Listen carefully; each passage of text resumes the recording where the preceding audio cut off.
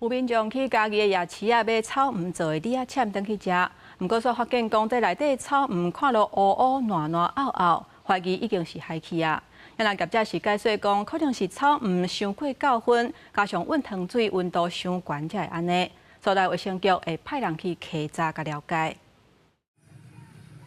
用草毋做的李仔签，一支100-200块的价格，不时拢会成经过的人客来买。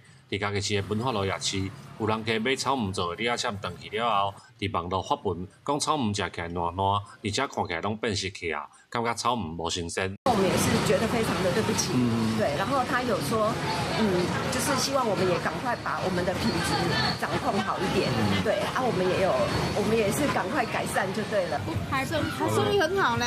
业者表示，相片内底李仔签看起来软软烂烂，是因为温烫的时阵糖水上烧造成的，毋是草毋害去。因愿意负责互消费者换新的李仔签，未来嘛会注意制作的过程。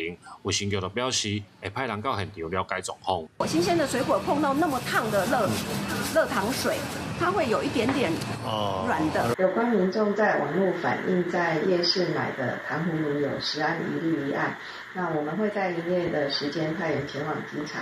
业者强调，李仔签拢是动工现做的，所以可能是草毋上过色，所以地头的部分才会有乌乌的所在，互人客有无好的感觉真歹势。会来加强制作甲品质的管理，互消费者安心。记者林慧婷，家己报道。